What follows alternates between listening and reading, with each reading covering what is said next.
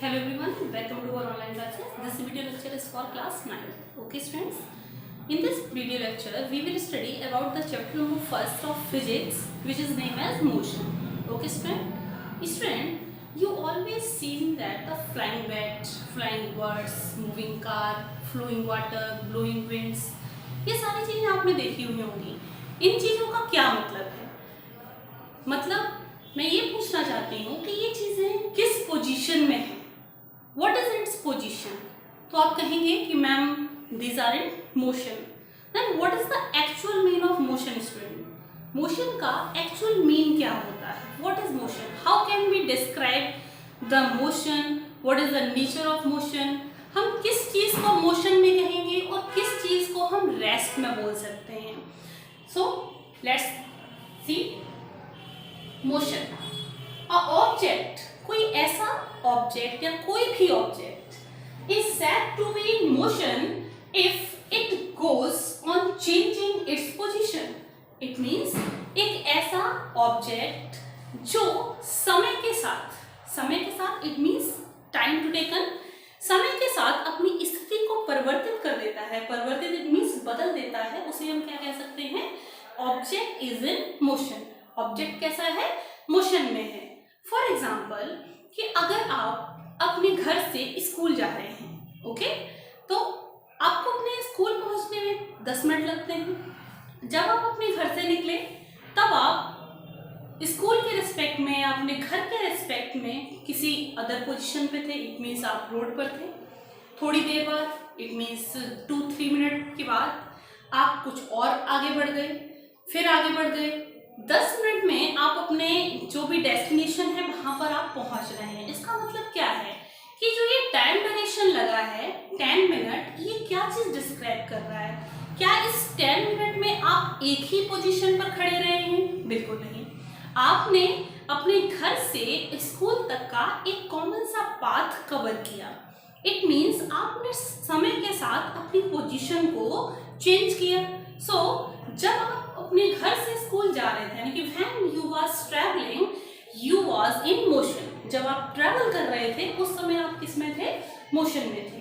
Okay student, so we can say कि if any object changes its position with time, कि अगर कोई object समय के साथ अपनी पोजीशन को बदलता है तो उसको हम क्या कह सकते हैं? Object is in motion. Okay student, so an object is said to be in motion if it goes on changing its position. कोई ऑब्जेक्ट मोशन में तब कहा जा सकता है जब वो समय के साथ अपनी पोजीशन को बदलता है. Okay student, so take some example. Flying stone, एक उड़ता हुआ पत्थर. पत्थर कैसे उड़ेगा? उड़ने का मतलब ये नहीं है कि वो सेल्फ उड़ रहा है. जैसे कि हम किसी पत्थर को फेंकते हैं तो जिस समय हमने पत्थर फेंका है तो कुछ समय तक तो पत्थर हवा में रहेगा ना. So we can say flying stone is in motion. Moving car, चलती हुई car is in motion. Rotation of earth, हमारी पृथ्वी भी तो मोशन में है. आप जानते हो कि आपकी अर्थ रोटेशन एंड रेवोल्यूशन दोनों ही मोशन कंटिन्यूअस करती है. जब दोनों ही मोशन कंटिन्यूअस कर रही है तो ये रेस्ट में कह सकते हैं क्या? ये रेस्ट में है? बिल्कुल नहीं. अर्थ ऑलवेज बी इन मोशन. अर्थ हमेशा कैसी रहती है? मोशन में रहती है. फ्लोइंग वाटर, बहता हुआ पानी, ये भी किसमें होगा? मोशन में होगा. ब्लोइंग विंड, बहती हुई हवा, ये भी किसमें होगी? मोशन में होगी. यानी कि all things which changes its position with respect to time या with time is known as motion. Okay student, I hope you can understand what is the motion. Okay, now let us take the second point.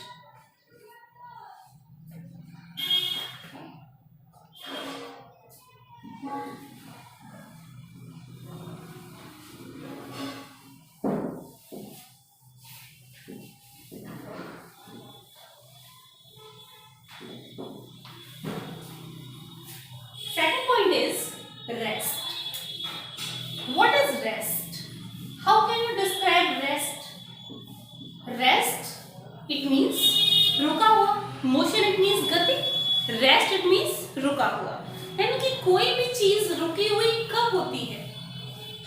describe that कि this body is in rest, ये body rest में है? How can you say that this thing is in rest? So look at the wall of your room. Look at the fan which is attached on your ceiling.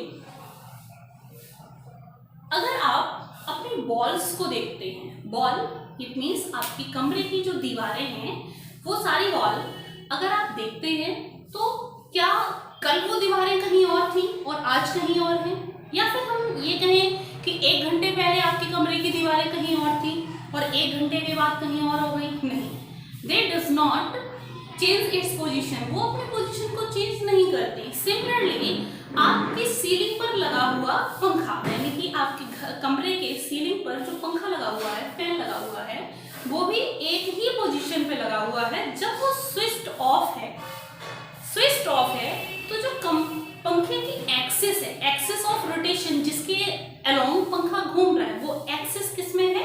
Rest में है। जब हम switch on कर देंगे fan का, तब उसकी पंखुड़ियां motion में आएंगी, but axis now is in rest. अब भी वो किस में होगी?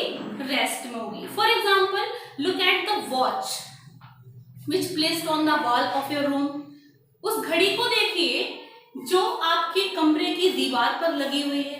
क्या ये आपकी अपनी पोजीशन को बदल रही है? ऐसा तो नहीं है कि 1 घंटे पहले ये कहीं और थी, दूसरे घंटे में किसी और दीवार पे पहुंच गई, तीसरे घंटे में किसी और दीवार पे पहुंच गई। नहीं, ऐसा नहीं कर रही। इसका मतलब हम क्या कह सकते हैं? What is the definition of the rest? How can we describe the rest? हम रेस्ट को कैसे डिफाइन कर सकते हैं? रेस्ट, कोई ऑब्जेक्ट रेस्ट में कब कहलाया जा सकता है? An object is said to be in rest if it does not changes its position with respect to time. Okay, students? So we can say an object is said to be in rest if it does not change its position with time, with surrounding, with its surrounding। surrounding यानी कि अपने चारों ओर देखकर। कोई भी चीज motion में है या रेस्ट में है, ये हम उसके आसपास के वातावरण को देखकर ही बता सकते हैं बच्चों। अगर कोई व्यक्ति किसी एक चौराहे पर खड़ा है और फिर आगे मूव करता है, तो हमें वो मूव करता हुआ कैसे नजर आएगा? हम आसपास की चीजों को देखेंगे कि आसपास की जो दुकानें हैं, पोल्स हैं, पिलर्स हैं, वो अपनी ही जगह पर, वो अपनी पोजीशन को चेंज नहीं कर रहा है। इट मीन्स चेंज कौन कर रहा है? वो पर्सन चेंज कर रहा है जो मूव कर रहा है। ओके, सो जब भी हम किसी ऑब्जेक्ट को मोशन में या रेस्ट में कैटेगराइज करते हैं, सराउंडिंग को देखना कंपलसरी होता है। अगर कोई ऑब्जेक्ट सराउंडिंग के रिस्पेक्ट में समय के साथ अपनी पोजीशन को बदल रहा है, then it is in motion.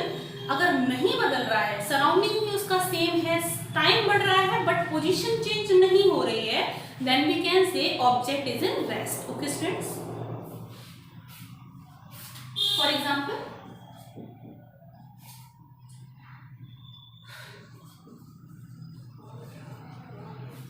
books placed on shelf या on table,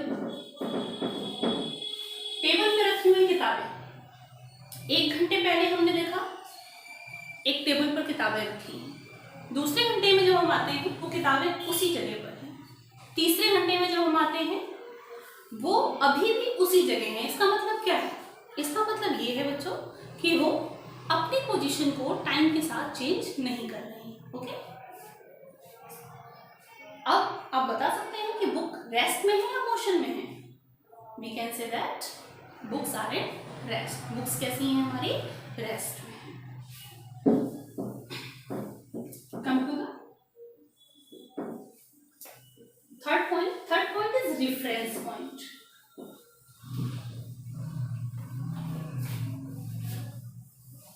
What is the reference point?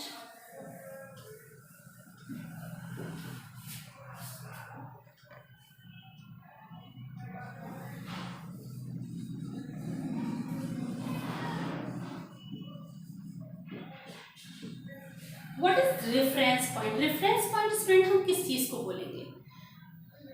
Let's take an example. अगर मैं आपसे एक क्वेश्चन पूछती हूँ, आपका स्कूल आपके घर से कितना दूर है, तब आप उसका आंसर बहुत अच्छे से दे सकते हैं कि मैम 1 किलोमीटर और 2 किलोमीटर। अगर मैं अपने इसी क्वेश्चन को चेंज कर लूँ, मैं आपसे पूछ रही हूँ आपका स्कूल कितना दूर है, देन आपका रिवर्स क्वेश्चन होना चाहिए मैम कहाँ से, क्योंकि मैंने आपको पोजीशन नहीं बताई, प्लेस नहीं बताया कि मैं आपके स्कूल के डिस्टेंस को कहाँ से नापने जा रही हूँ, नहीं बताया। तो आप कैसे उसकी डिस्टेंस को मेजर कर सकते हैं? नहीं कर सकते।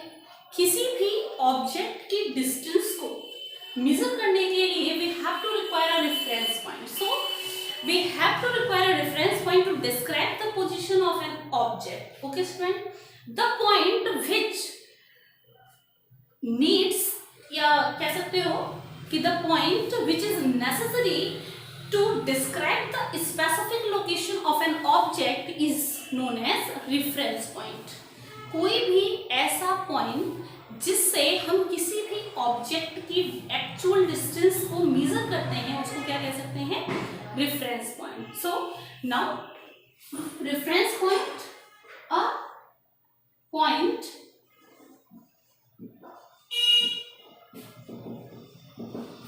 which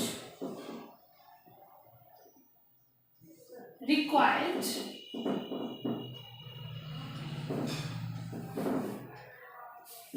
to describe the location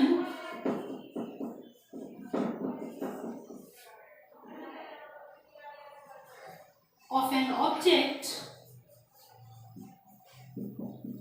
is known as reference point.